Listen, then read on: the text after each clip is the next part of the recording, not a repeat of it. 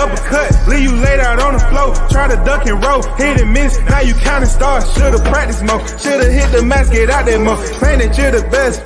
You gotta show me, son. Actions over words, baby boy. Is you real or what? Talking way too much, world come. Back sports, talking way too much, world come. Back sports, talking way too much, world come. Back sports,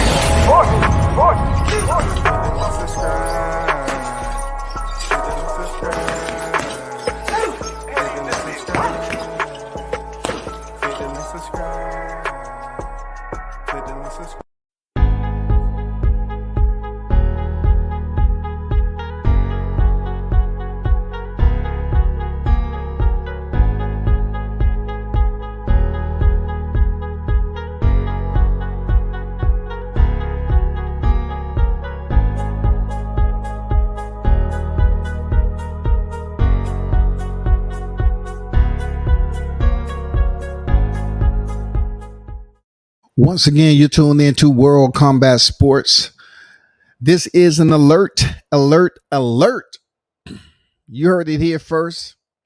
WCS, covers boxing, MMA, BJJ, and a plethora of other combat sports. So I had to drop in once again and report on my man, Cain Velasquez. Before that, let me acknowledge King Mitch is on the deck. What's good, man? Son tried to catch a body. Yeah, There's not too much details surrounding why exactly he shot the guy. But let me take you through a brief summation about Cain Velasquez's career.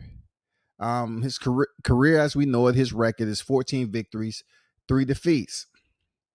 Now, a lot of people are going to say, well, he only had so many fights. That's a lot of fights for, mixed martial arts. That's pretty average for, to some extent. He was an injury-prone type of fighter, though. Considered one of the best heavyweights in the game, for real. You know what I'm saying? He was considered one of the best mixed martial arts heavyweight in the sport. So let's go to his record. He's been in there with some of the big names. Not to mention, he has been two-time heavyweight world champion, reigning, defended, undisputed world champion.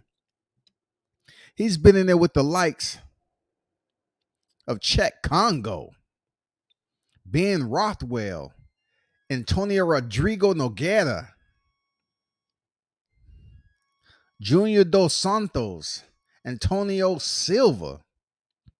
He fought Junior Dos Santos 3 times. Antonio Silva 2 times. Fabricio Verdum, the first man to defeat Fedor Emelianenko. Come on, man. Subbed him out via triangle choke, bro. And Travis Brown and the current reigning, defending, undisputed heavyweight champion Francis Ngannou. The first time he won a title, it was when he defeated the one and only Brock Lesnar. Imagine that, huh? He defeated Brock Lesnar, y'all, who was the heavyweight champ at the time. And Cain Velasquez challenged for the title. Then he would go on to face Junior Dos Santos. And it was the first of their trilogy. He lost. Then Antonio Silva, he defended the title.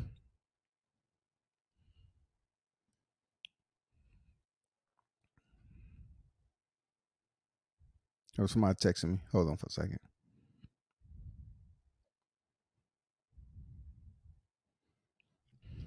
Okay, I'm back.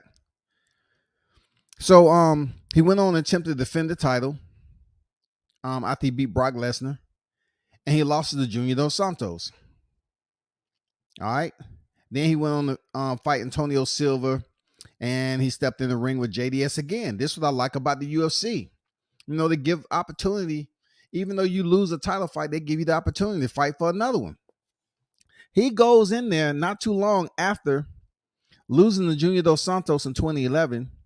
He steps back in there with Junior Dos Santos in 2012 December, and he beats him. Unanimous decision. Defends against Antonio Silva. Then he fights Junior Dos Santos for a trilogy. He stops him in round 5 via punches. Next, he would defend his title against Fabricio Verdum. And that's when he loses via guillotine choke in the 3rd round. And, he would get one more victory before losing to Francis Ngannou, which at that time, he had took a long hiatus from 2016.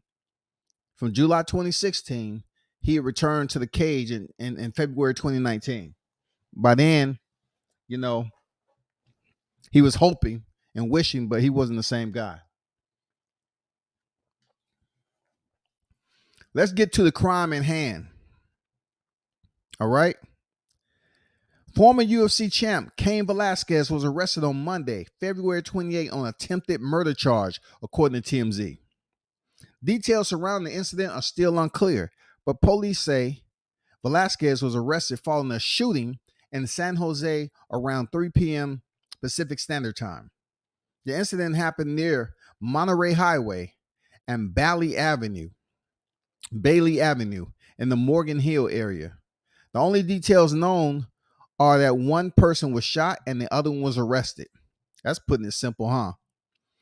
Velasquez remained in police custody as of Tuesday morning and is expected to appear in court on Wednesday, February 2nd. Additional details to follow. So, of course, I have to provide you with more than one source.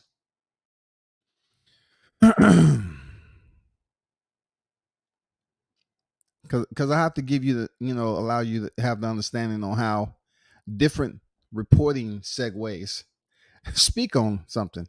This is from the New York Times. UFC legend Cain Velasquez was arrested Monday on suspicion of attempted murder. Cain Velasquez, one of the greatest UFC fighters of all time, was arrested in California on suspicion of attempted murder.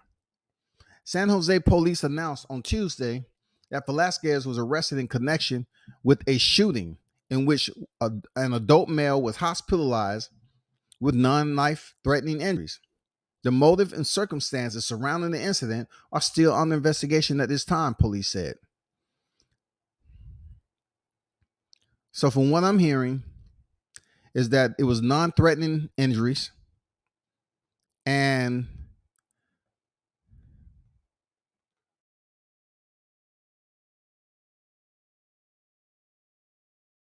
the good part about it is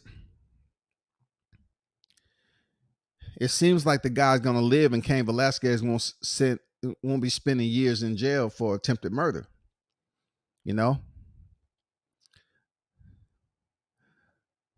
Hold up as I look up one more source. Shout out to Ghost on deck. Chad Perez on deck. World Combat Sports salute, my friend. Cain, attempted murder. This unexpected. I met him many times and know one of his cousins. This shit crazy. Well, there are very minimal details that's out in the news media at this point in time. So it's not much to go on except what's already been reported in the headlines.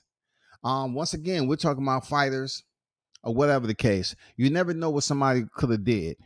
I can only assume, let's just say scenario based, right? Cain Velasquez ran into somebody, and it was an incident where they might have had previous interactions with one another or whatever. Or this might have been an innocent encounter where something went down and Cain Velasquez warned him several times, hey, calm down, calm your ass down, all right? I don't want to do something and allow me to have a flashback when I was champion. I'm a professional fighter. You know what I'm saying? Just chill. And the guy kept running off at the mouth. And, he might have tried to pull a weapon out on Cain Velasquez. Even a guy with the weaponry, the physical weaponry that Cain Velasquez has, he still had a weapon on him. Smart man. Very, very smart man. Very smart man. Free Hoover on deck.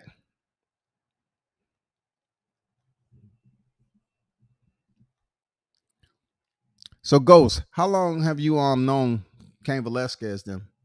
I'm just curious, man. Since you seem to know a lot of athletes, man, enlighten me.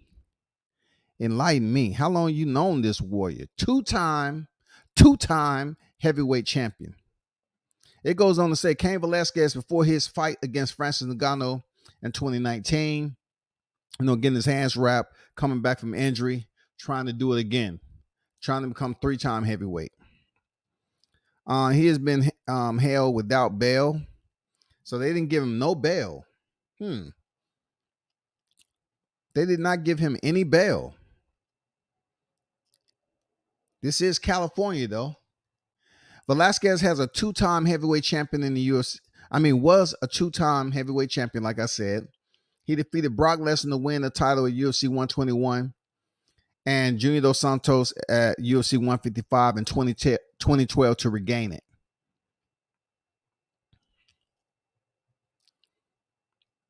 And if y'all don't remember, Cain Velasquez made a brief stint in World Wrestling Entertainment also.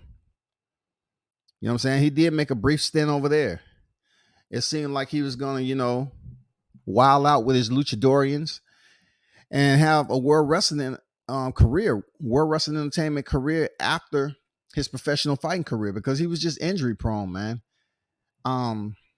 Cain Velasquez could have been one of the best mixed martial artists in the heavyweight division that we've seen. He could have been that guy. Real talk. Stipe Miocic is three-time heavyweight champion. You know what I'm saying? Cain Velasquez was basically vying for that spot, become three-time. Not too many guys can say they was three-time heavyweight champion in the UFC or in mixed martial arts in general.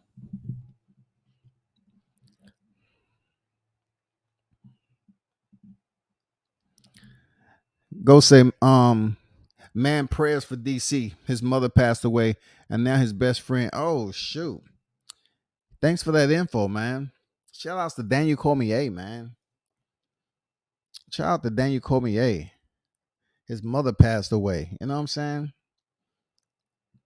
That's another legend. DC, regardless of the interaction or the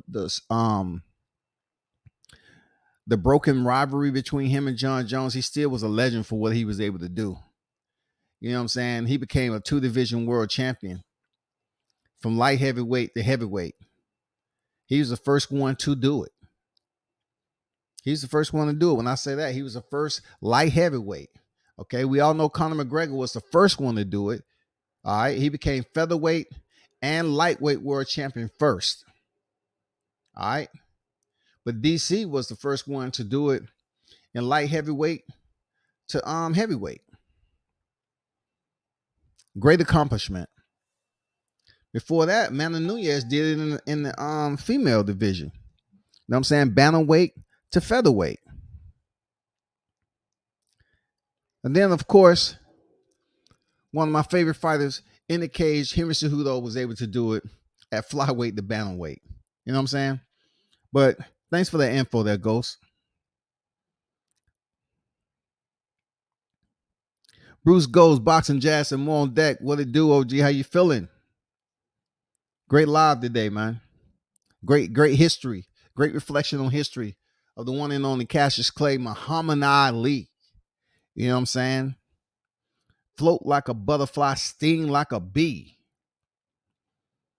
Mr. Pass on deck. Salute WCS Crazy News. Wow. Yeah, man, this is crazy news. And like I said, I report on situations like this when it comes to athletes. The one and only former UFC world champion Cain Velasquez is now confined without bail. He was confined without bail. This man has been in there with some of the best fighters. Even in his short mixed martial arts career, he has challenged Junior Dos Santos 3 times and Antonio Bigfoot Silva 2 times. He's been in there with Travis Brown, Brock Lesnar, Mauricio Verdun, Francis Ngannou, who's the current heavyweight champion. Man, he's been in there with the ones, man. The ones, the twos. You know what I'm saying? This man is considered a legend. 2-time heavyweight champion. He is currently confined, incarcerated, locked up for shooting a man.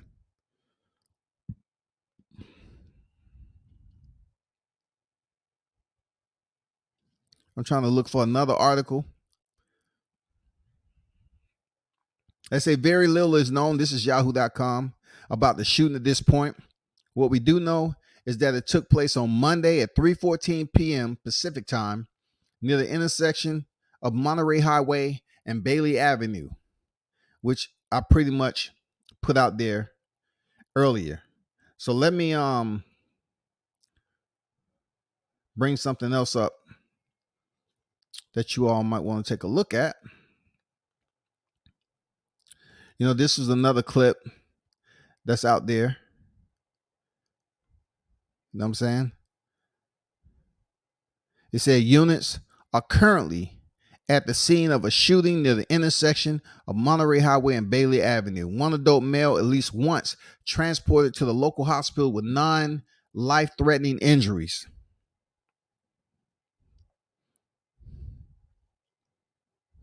Velasquez was arrested on a charge of attempted murder late Monday night and is being held at the Santa Clara County Department of Corrections without bail. They gave this man no bail. I guess his, who he was and what he's accomplished in his career didn't matter. Like, where did he shoot the guy? How did it all play out, man? Damn. No bail? Cain has a court date scheduled for Wednesday. I mean, that's who he requests bail. You know what I'm saying? This is Cain Velasquez. I'm not sure what it stemmed from. Was it a personal issue? Was it somebody that owed him money? Was it premeditated? I don't know. I don't know which angle to take with this because Cain is a good dude. Real talk. I mean, Cain is one of the more low key, monotone type of fighters you ever see on the screen.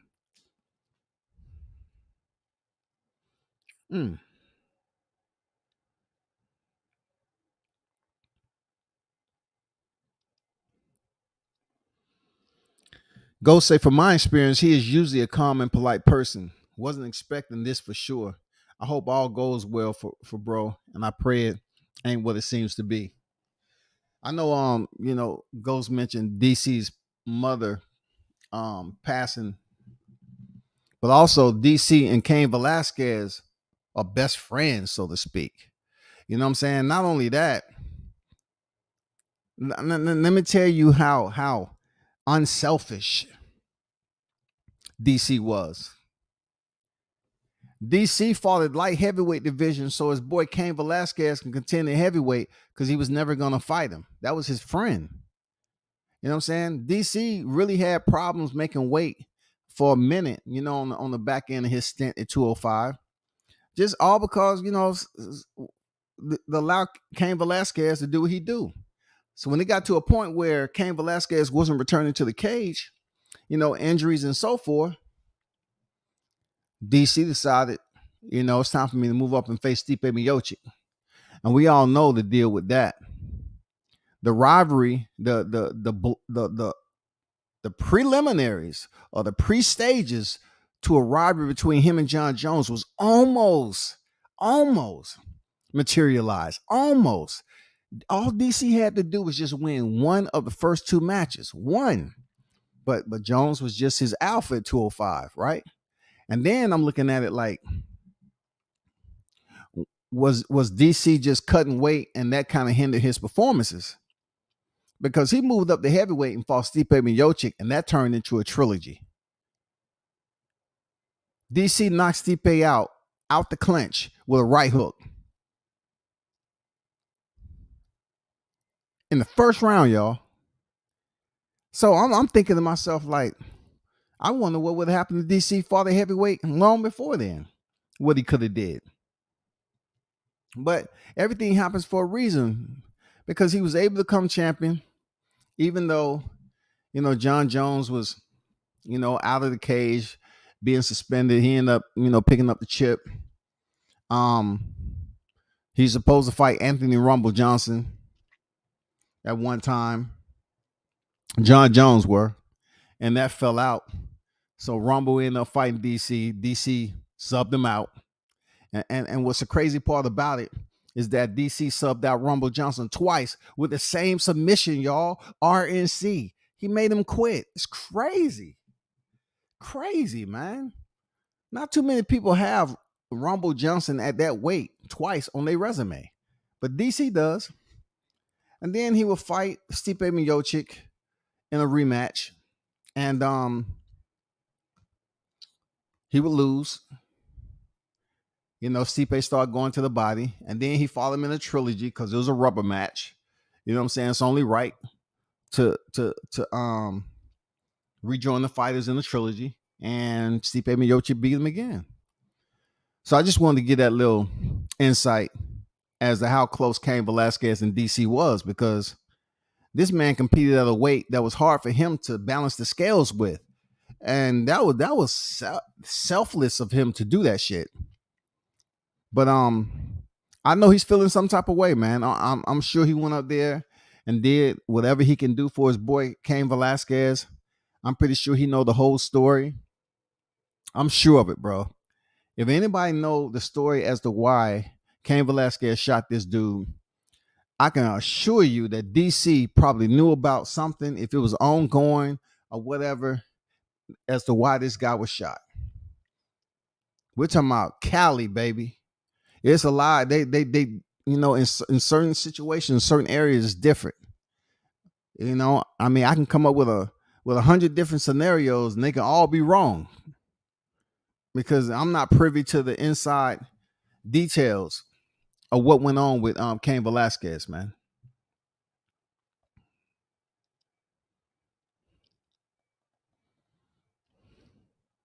Jay Ocho on deck. What's good? It was probably a situation, and Cain tried to defend himself, but you can't do that in California.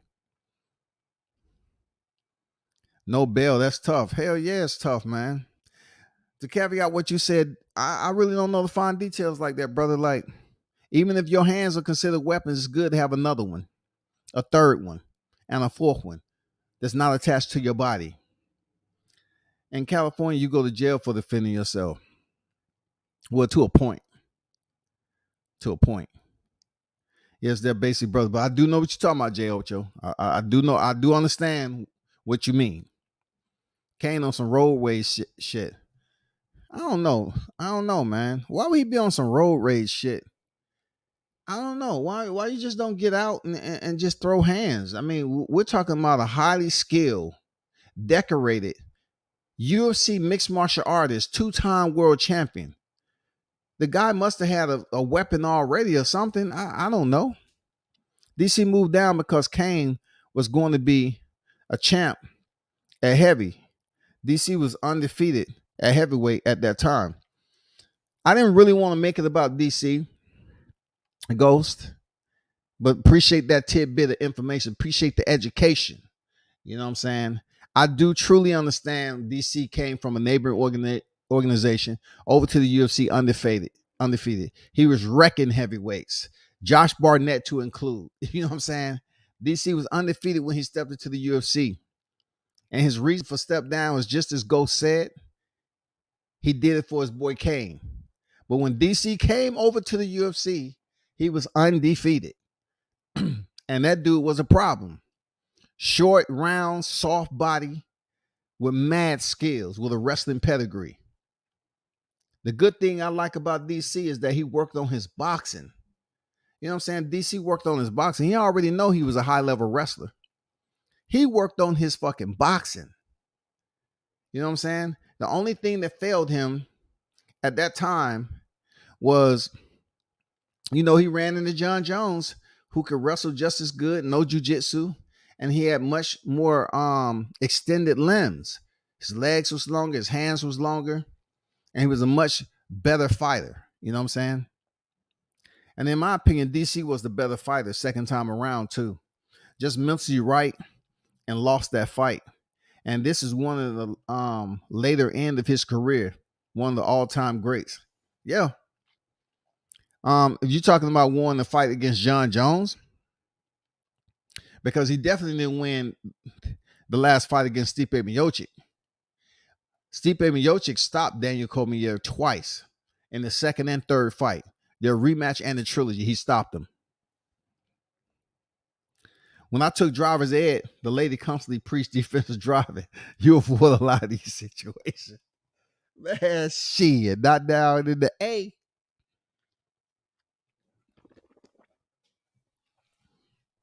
Listen,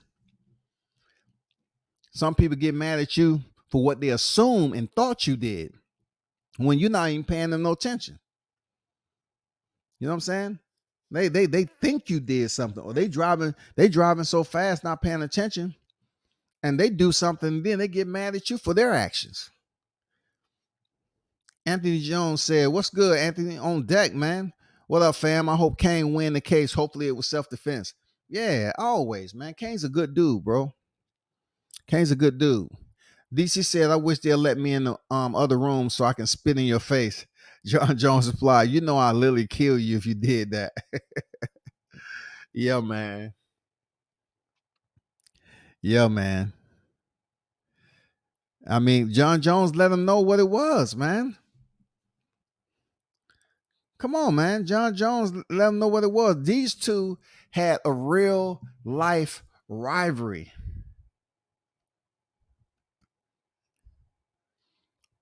When I say real life, they had one of the most, I mean, when it came to the face off, one of the most memorable brawls that you'll ever see at light heavyweight. When he faced off against John Jones and he put his forehead to John Jones' forehead, and Jones lost it.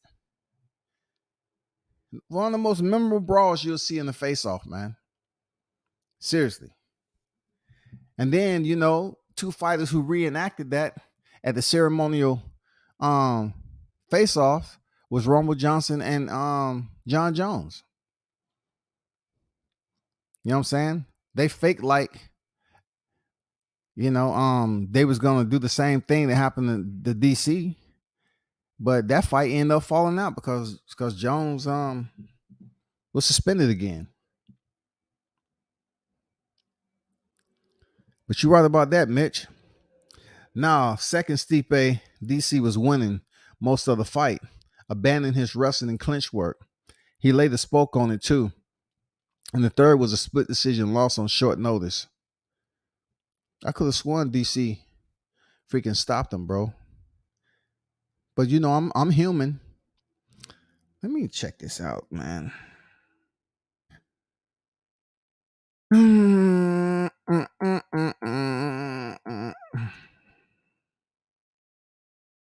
See.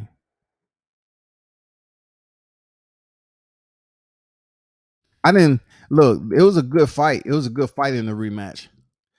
But what he abandoned and how everything went down, I thought the adjustment was made by Stipe. When he felt he was going to the soft breadbasket of DC, that's when he started having success, man.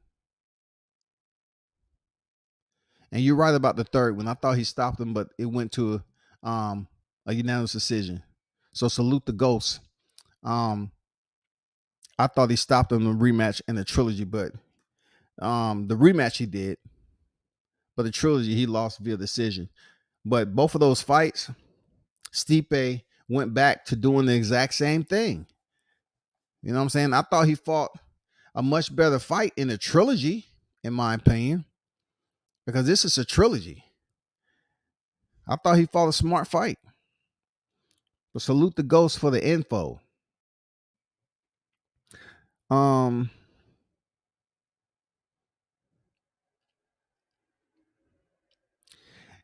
and but looking back at that fight, I say the rounds 1 and 2, I think, was when DC had his most much success because he was catching Stipe. No, it could have been rounds. Let me see, 1, 2, and a part of 3. You know what I'm saying? But yeah, man, Stipe made the adjustment and start digging to the body, and that was one thing about Daniel Cormier. He always looked soft to the body, but he was a motherfucking warrior though. Nobody never challenged his body like that. Like when John Jones knocked him out, I like how he set him up, man. He was throwing low kicks and shit, and he was getting, low to mid kicks, and he was getting DC acclimated to seeing, and feeling that strike. So when he threw that left kick, DC was bracing for it like it was going to the midsection. And John Jones came over the top and clipped him on the top of his head, hurt him, and then finished him with punches. Very smart fight, man. King Mitch classic shit, bro. Sandblasting hookers. Hope you sandblast them good. Man, I truly hope and pray Cain makes it out of this case, and when the facts come out, it's a self-defense type of situation. Stipe went to DC's body and his gas tank emptied quick. Absolutely, man. You know, the one thing about DC was that round, soft, pudgy body that he had. Like I said before, he was kind of like that when he was wrestling. But the one saving grace to Daniel Cormier was that, you know, he was blessed enough to the point where he was Daniel Cormier was pretty damn dialed in with what he was able to work with. You know what I'm saying? He probably knew in certain aspects of the fight game where he would be, you know, where would he have a disadvantage and so forth. But like we said, when he was over there in Strikeforce, I mean, DC was undefeated. DC was making a name over there before he came to the UFC. He was the shit. I can't believe, man, like, cause I seen Josh Barnett fight so many times. I couldn't believe how he tossed Josh Barnett around that cage. I was like, whoa, wait, god damn, not Josh Barnett, dog. Like, this dude was a beast. And then he came over to the UFC, which was, you know, considered the premier tier of mixed martial arts competition under the UFC promotion. And that's when he ended up, you know, kept winning. And he went in there and met his alpha, so to speak. I just look at John Jones as his alpha at that point, because he was a much better fighter than DC, much better IQ, much better overall skill set than DC. You know what I'm saying? And also DC didn't believe that John Jones could take him down. And he did just that. Of course, it came when he started to fatigue. You know what I'm saying? But that doesn't matter. It's in competition.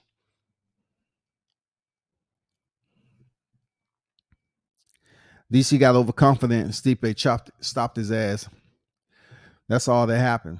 He also was having serious back issues, for which he got surgery. He lost a second fight because of mentality.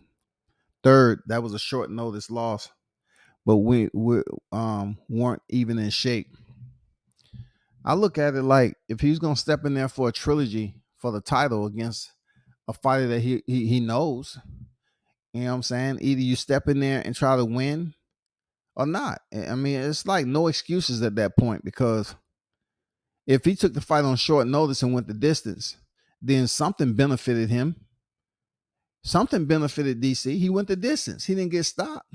If he was on a short notice, he didn't get stopped. So he must have been in pretty decent shape to go in there and take that L and not get stopped. You know what I'm saying? Because both of these fighters had stopped one another.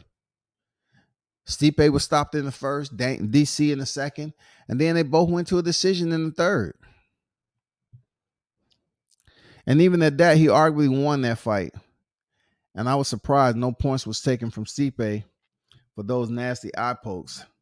DC had a torn retina coming out of that fight. Yeah, his eye was fucked up. You know what? Ghost isn't making excuses for his boy. He that is right, but you know what I'm saying? That the referee, you know, you're talking about the master of eye pokers now. Like, the master of eye pokers are the fingers that extend out of the 4-ounce gloves that they wear. John Jones is well known for that shit. You know what I'm saying?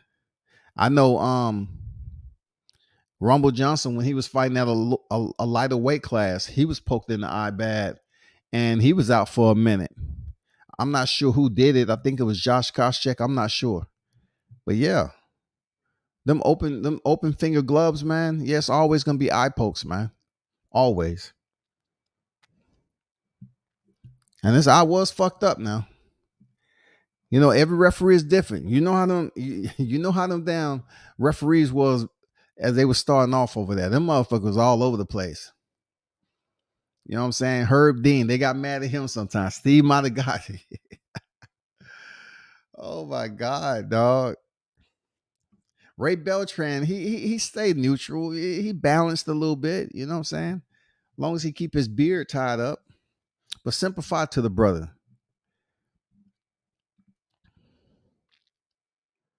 DC run at heavyweight is crazy. He was fighting top tens and running through them all until he met John Jones. Yeah, John Jones was inevitable. They was gonna clash regardless. It was nowhere around that. They was gonna clash. You know why they was gonna clash? Because DC became champion when John Jones was out of the sport. When John Jones returned, they fought again.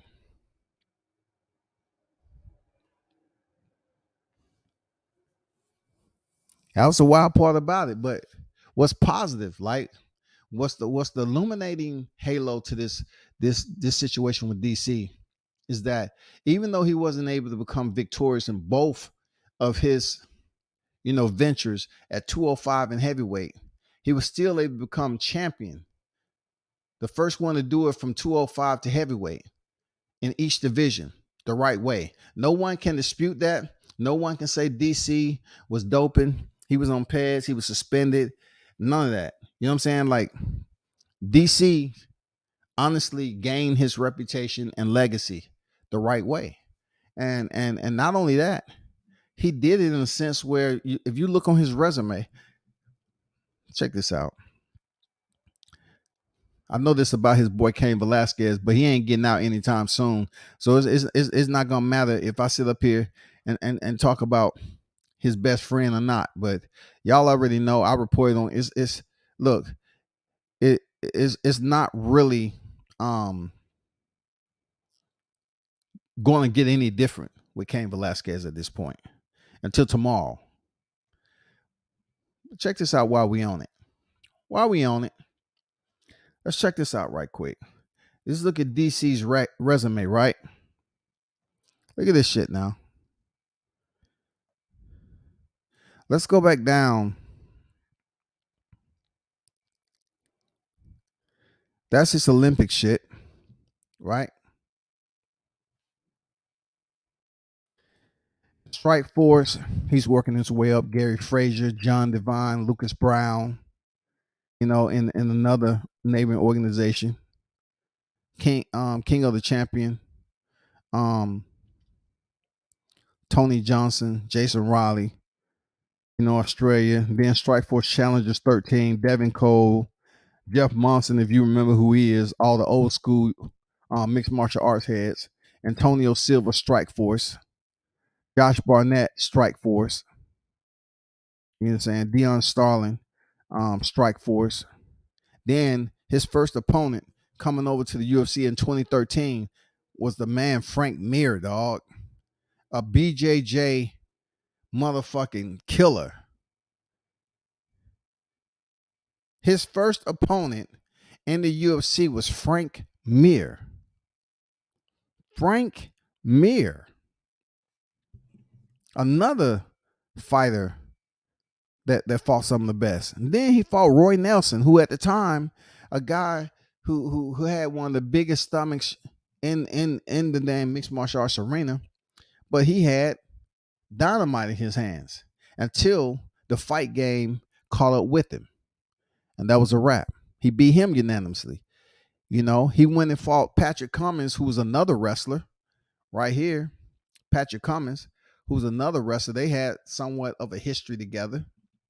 DC was undefeated. Cummins was undefeated. And he stopped him in round 1 in dominating fashion. And then look at my boy Hindu. Look at this shit right here. Hindu 30-11, bro. I used to see Hindu fight overseas, man, in Pride when they was soccer ball kicking motherfuckers in the head, man. Dan Henderson was a motherfucking beast. DC fought Dan Henderson and tossed this man around the cage like he was a little kid. Real talk. Look at this right here. That was on the Barrio versus Dillashaw card. He choked out Dan Henderson with an RNC. And then after Dan Henderson, he pretty much went in there to face his nemesis. And that was John Jones. And he lost. Then, check this out right here. This is for the vacant UFC light heavyweight championship. That's because John Jones ended up, being suspended. So therefore the title was vacated, stripped, and that's when he fought Anthony Johnson for the title, which he subbed him out via RNC in round 3. And then, of course, the fight was canceled between him and Ryan Bader, which they had a damn contentious history together.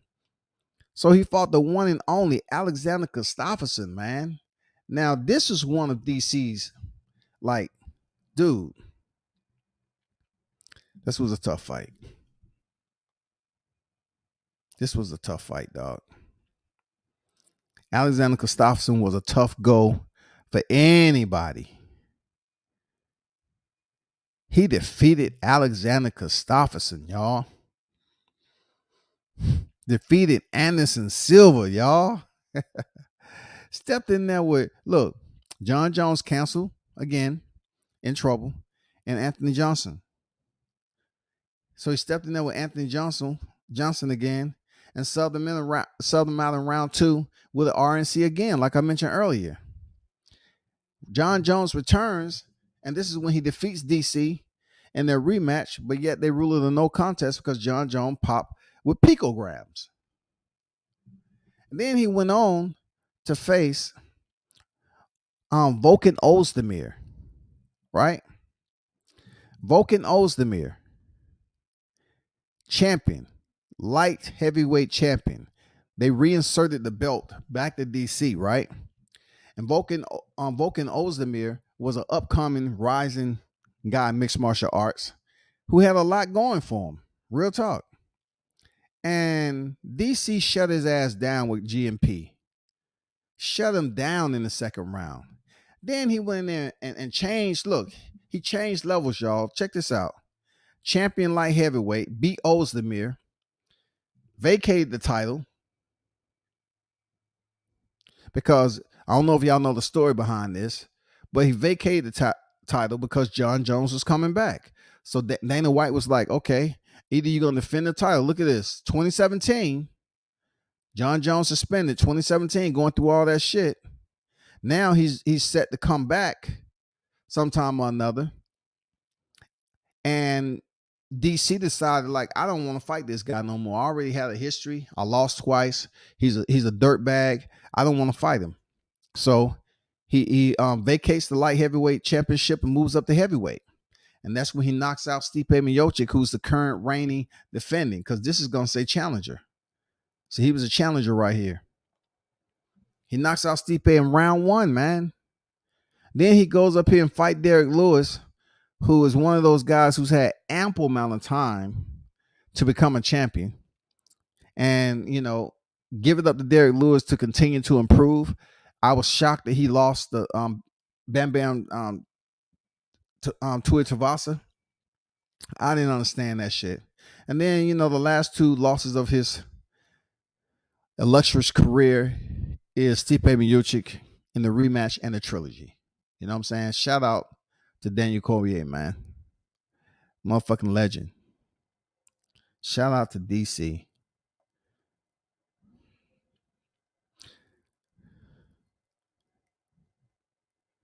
DC running heavyweight was crazy. He was fighting top 10s and running through them. Jay Ocho says Stipe found the Twinkies and bonbons in that third DC fight. Ate that rib cage. Yeah, man. That liver shot he had was crazy. As Stipe from the fight looked unstoppable. Yeah, man. Stipe Man, when he started digging to the body with DC, I would say now the boxing is coming out that we've been hearing about with Stipe Miocic. Now we get to see the shit. And goddamn DC couldn't hide that shit, man. Stipe was like, yeah, I found the stash. There it is on the right side of your body. You naughty little boy. I found your stash. He started just tagging that motherfucker, knocking those bonbons out. Because DC will tell you. Look, DC is the only MMA fighter. Only combat fighter I've seen, period, make a video, a commercial about fried chicken. So what do you think DC likes eating on besides bonbons and Twinkies? He like that fried chicken, dog.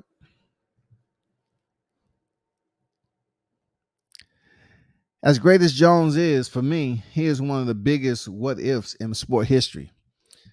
Look, John Jones has never been defeated, Ghost.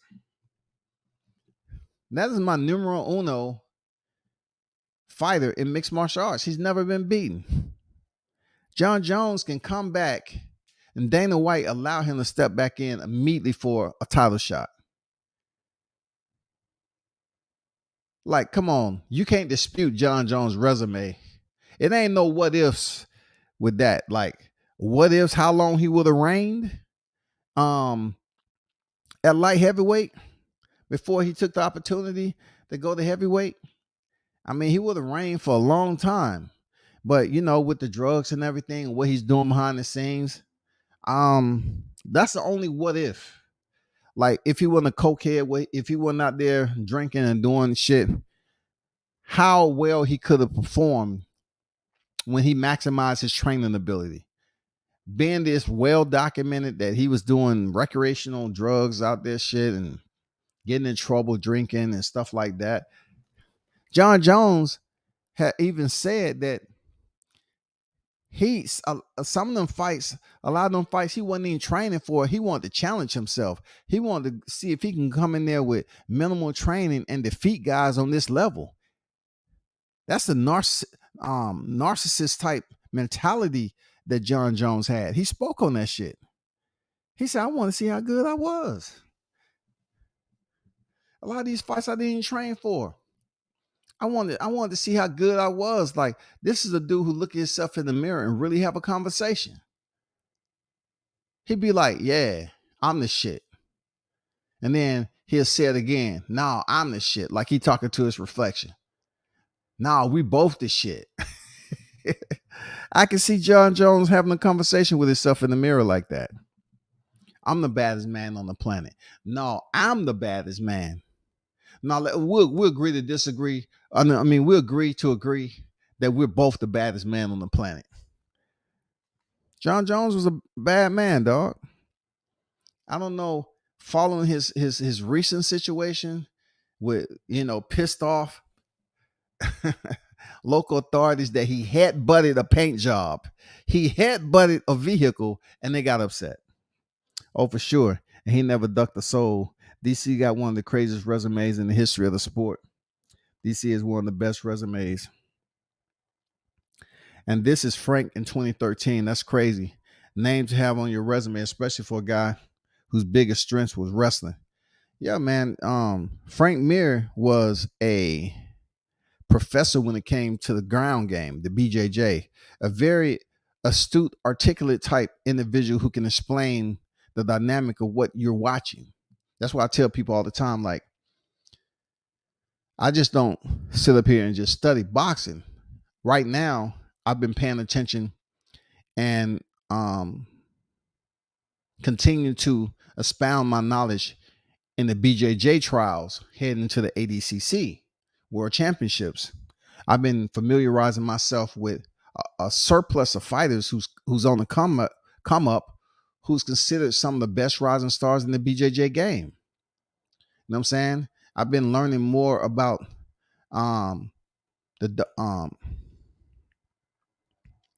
what's his name? Danaker Death Squad, how they split up, and a portion of his team freaking started the B team, and they over there in Texas. and they have some of the most elite grapplers in both of their schools.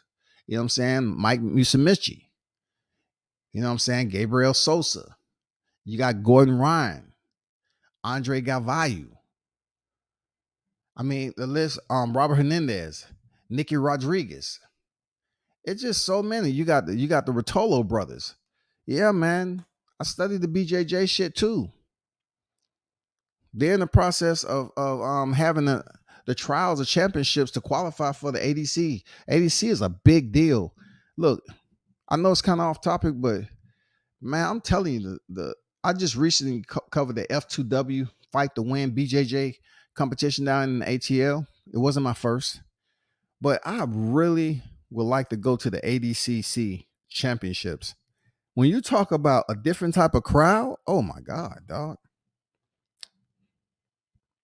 He did Hendo bad. Yeah, he did him dirty, man. He was tossing him around like, you playing with your little baby, like your 3-year-old. You playing with him on the bed, flipping him up and down on the mattress and shit, wrestling and stuff like that. Man, he was just tossing him around the cage bad. For me, the what if is how great could he have been if he was simply disciplined. Training. Dude didn't train for Gus and still beat him. That's what if for me. Well, he fought Gustafsson twice, right? And the first one was his toughest fight because Gustafsson, height for height, reach for reach, and skill for skill, styles make fights, and that made a damn good fight. But in the rematch, I felt that John Jones made the necessary changes and broke down Gustafsson and ended up stopping him. You know what I'm saying? So he won that blossoming rivalry right there. John Jones was able to win that shit. But as far as someone who's still being able to win, it's a very minute change in what I'm talking about, Ghost. When you say you won the what ifs, because it's no what if with me. Because regardless if he would have been maximizing his training ability, there wasn't the competition available for John Jones to soar to new heights like that. Like, look what happened when he was out of the sport. It was DC. He beat DC twice, no matter what they want to call it, picograms. He beat DC twice. The only person that he didn't have an opportunity to beat was a person that DC already beat it, Anthony Rumble Johnson. DC subbed him out RNC. Come on now. You think John Jones could have did the same thing to Rumble Johnson? Yes. So when he started getting all this trouble and shit, who was taking over? Who was there that was better than DC? Who was the man? I don't see it. Like, John Jones got away with an era where there was only very limited roster of individuals that could potentially challenge for the title. Very limited. Who else was there? Even if he took the shit serious, was there somebody else there that can do something different? We need to take a look. Check this out. Hell no. Check this out right quick, man. It wouldn't have mattered if he was maximize his training or not. John Jones felt like I do right now. Like, who would have been in the position to challenge him? Who was a threat? Who was it? You can't say DC. He beat him easily. Man, look at this shit right here. Look at this shit, dog. 26-1. Let's go all the way back. We all know who his first opponent was, Brad Bernard. And man, that's one of the most beautiful chest to chest body suplexes that you will see in the sport. The other one is Cardwell that was over in Bellator. You know what I'm saying? He did it with a body lock from the rear. But John Jones suplex Brad Bernard from chest to chest. I mean, that shit was pretty. But anyway, now you see what he went through early on. So he gets his UFC debut. Guzmão Then he fights Stephen Bonner, who's also a Hall of Famer, based off his fight with Stephen Bonner. I mean, with Forrest Griffin. Then Jake O'Brien. And then he was beating the shit out of Matt Hamill in one round, y'all. 5 minutes per round, he was bludgeoning Matt Hamill to the point where he was disqualified and he lost the fight via 12-6 elbow. Then he moves on to Brandon Vera, Vladimir Mashchenko, Ryan Bader, who look at that, round 2, guillotine choke. Mauricio Hua, we right here. Mauricio Hua, Quentin Rampage Jackson, both Quentin Rampage Jackson, Mauricio Hua, I seen fighting Pride. I seen Mauricio Hua soccer kick his opposition when they was on the ground. I thought the man head was gonna be in the parking lot. Brutal sport, dog. Loyola Machida, come on, guillotine choke up against the cage, let him drop like a sack of Idaho potatoes. His boy and previous training stablemate, Sugar Rashad Evans. Shout out to Sugar Rashad Evans. They went the distance. Then he fought the phenom Vitor Belfort, y'all.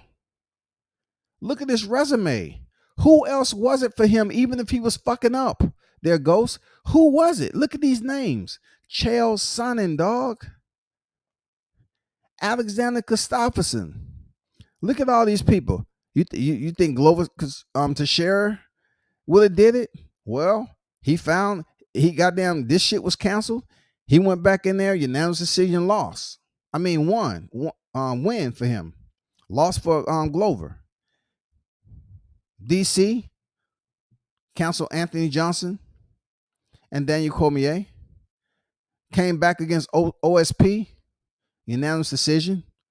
Now, this is when I believe he was coming off the drugs and shit, the pads, because, you know, it was ebbs and flows on how he was doing things. But look at the names he's still competing with, even when he was fucking up. Dan Henderson grappling, he won. No contest in the rematch with DC. He challenges Gustafsson the second time, and he stops him in round 3. He went in there and unanimous decision with a guy, Anthony Smith, who had 13 losses at the time, bro. 32-13. He went the distance with this guy. Thiago Santos, big step up fight for Thiago Santos. He did very, very well. He had a torn PCL, ACL, MCL in that fight. John Jones shredded this man's knee with that front thigh kick. Split decision. Thiago showed his motherfucking metal in that fight. And John Jones, man, he might have been trained that well for that fight. Close fight. And then, of course, Dominic Reyes, his last fight at light heavyweight and in his career thus far was February 2020. You know what I'm saying? I felt that Dominic Reyes did enough to win that fight 3-2. Because even though John Jones attempted the takedown at the end of the third, it wasn't nothing he did with it, but he dominated the 4th and the 5th. I thought he won the fight, but they gave it to John Jones. That's my take on that. Who was going to be that competition, though? The man sniffed coke and partied before first DC fight and watched him. That's a different type of greatness. Yeah, man, he had a undeniable type of skill set that you can consider to be slightly immortal. You were talking about the physical body, and we're talking about having a conversation, what's mortal and immortal, what's close enough to, you know, the human stature on how we operate and being able to do things. And we're talking about somebody who's not really in one of those sports where, no, he's not in one of those defining situations where he only did this shit once. Like, it's well documented that John Jones was coming into some of these fights and he hasn't trained for the fight. And these are elite competition. So imagine, the only thing I can say is imagine if he wasn't doing recreational drugs or partying or drinking and stuff like that. To me, it only means that he'll beat the competition that he had beaten much more dominant. That's all. He'll still get the win. You know what I'm saying? He was still fucking them up. He was still stopping cats.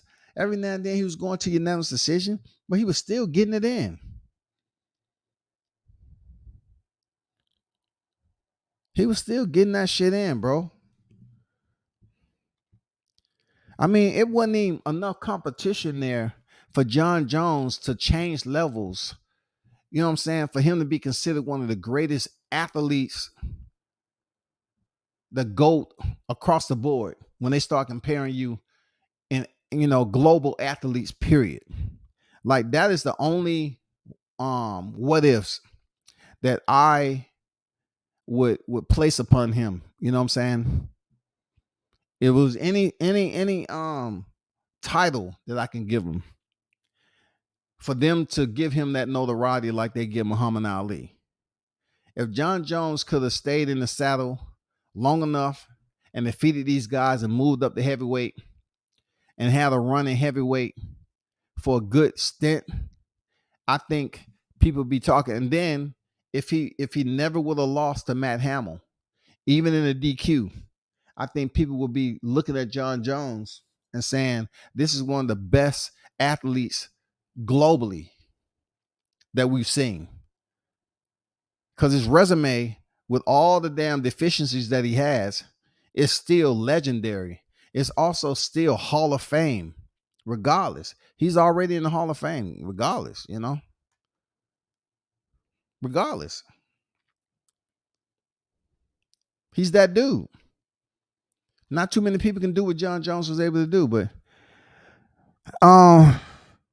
to preface my title, it was only so much information I can provide for the audience, because we're still waiting on tomorrow, which he'll have his court appearance, and we'll see if he's granted bail, and we'll take it from there.